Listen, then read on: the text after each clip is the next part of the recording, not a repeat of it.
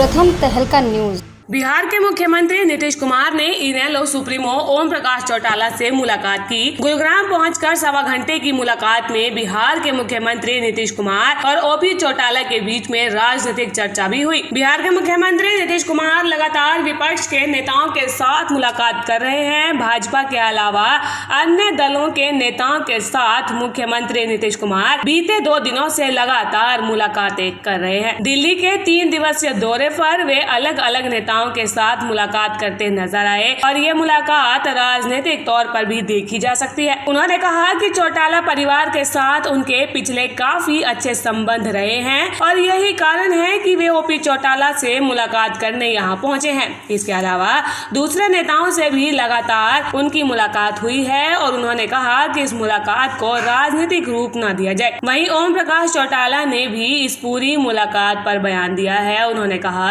कि 25 सितंबर को होने वाले सम्मान दिवस समारोह में नीतीश कुमार को निमंत्रण दिया गया है और इसके साथ जब 2 राजनीतिक दल के नेता एक साथ मुलाकात करते हैं तो राजनीतिक मायने भी लगाए जाते हैं। नीतीश कुमार जी से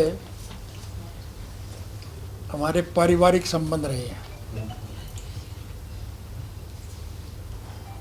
इसलिए दिल्ली में जब वो आए तो स्वाभाविक है वो हमसे मिल के जाएंगे। मुझे अगर बिहार जाना पड़े तो मैं नीतीश से मिल के आऊँगा। राजनीतिक लोग जब आपस में मिल कर के बैठते हैं तो स्वाभाविक है राजनीतिक चर्चा होती है। नीतीश जी मेरे पूज्य पिता चौधरी देवीलाल जी के पवित्र जन्म दिवस पर हम जो सम्मान दिवस के रूप में उनका जन्मदिन मनाया करते हैं उसमें नीतीश जी भी आएंगे। केसी त्यागी उनके साथ थे, वो भी आएंगे। मेरे अपने ख्याल में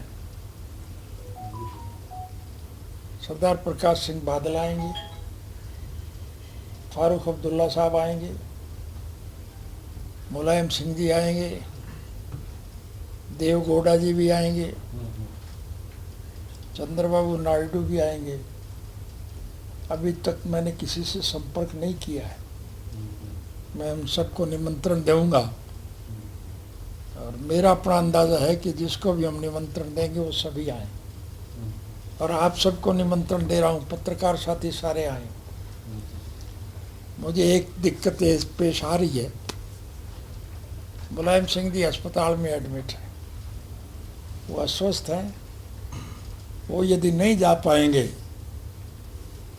तो फिर उनके बेटे को बुला लेंगे, वो आ जाएंगे। इसी तरीके से लालू प्रसाद भी अस्वस्थ है, वो नहीं आ पाएंगे तो उनका बेटा आएगा। सरदार प्रकाश सिंह बादल भी बीमार है, वो भी हॉस्पिटल में, वो अगर ठीक नहीं हुए तो उनका बेटा आएगा। हम जिसको भी निमंत्रण देंगे, चौधरी साहब के पुराने चेले हैं, साथी हैं, वो सब आए। हरियाणा जब अलग प्रदेश बना था तो जिस आयोग का गठन हुआ था उस आयोग ने SYL नहर का पानी हमारे हिस्से का हमें देने का तय किया है। पंजाब की सरकार ने उसमें आनाकानी की, हमने संघर्ष किया, हम कोर्ट में गए और सर्वोच्च न्यायालय ने केंद्र की सरकार को कहा कि आप उस नहर को बनाओ। मुझे खुशी है कि आज सुप्रीम कोर्ट ने फिर उनको आदेश दिया है। अब केंद्र सरकार की जिम्मेवारी है कि वो आयोग के और सुप्रीम कोर्ट के फैसले को मान करके पंजाब की सरकार को कहे कि वो नहर हमारे हिस्से का जो पानी है वो हमें दे। अगर ये नहीं मानेंगे तो फिर हम कोई और तरीका इख्तियार करेंगे। नहीं कह सकता कि क्या हालात बनेंगे। आज तो इस देश का हर नागरिक नाराज है, इस मौजूदा सरकार से कोई भी संतुष्ट नहीं है। किसान, मजदूर, कर्मचारी, व्यापारी, कारखानेदार सब नाराज है, इवन पत्रकार भी नाराज है। ये सरकार तो किसी को राजी रखने का प्रयास नहीं कर रही। CBI, ED और जुडिशरी इन तीनों पे अपना कंट्रोल करती है और फिर देश को लूटने का काम कर। एक और करने जा रही है हमारे प्रदेश की सरकार। पंचायत की लैंड, कस्टोडियन की लैंड और मुश्तरका मालकान की जितनी भी ज़मीनें हैं वो सब लूटना चाहती है। ये तो लुटेरों का एक गिरोह है। इन्हें देश से कोई प्यार नहीं है, ये तो पैसे से प्यार है, पैसा लूटने पर लगे हो। हमारा ये देश आपके देखने में, मेरे देखने में, हम विश्व के दूसरे मुल्कों को आर्थिक मदद दिया करते थे। आज हमारे देश की ये हालत है कि दुनिया में सबसे ज़्यादा कर्जदार ही भारतवर्ष है। हरियाणा प्रदेश की मिसाल मैं आपके सामने दूं, आपसे निवेदन करूंगा कि ये प्रश्न आप पूछना उनसे। 2005 में जब हमारी सरकार गई थी तो हमने हरियाणा सरकार के खजाने में 2000 करोड़ से ज़्यादा रुपया छोड़ा था। रिकॉर्ड की बात बता रहा हूँ आपको।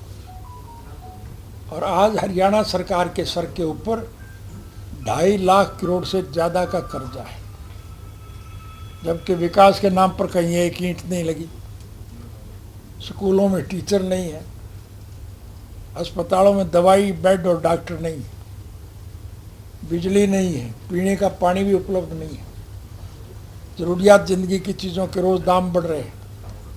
स्वर्गीय चौधरी देवीलाल ने वृद्धावस्था पेंशन मुकर की थी, हरियाणा सरकार ने उन वृद्धावस्था पेंशन को भी काटने का काम किया। ये तो इन्हें कोई प्यार नहीं किसी से, पैसे से प्यार। इसलिए बंद कर रहे हैं कि प्राइवेट स्कूलों को बढ़ावा मिलेगा, वो इनको पैसा देंगे। ये मेरी राय नहीं है, हिंदुस्तान के हर नागरिक की आज ये राय है कि इस लुटेरी सरकार का अंत किया जाए। आप सब साथी बैठे हो, क्या आपकी ये राय नहीं है? कल को जब चुनाव होंगे तो क्या आप में से कोई बीजेपी के कैंडिडेट को वोट देगा?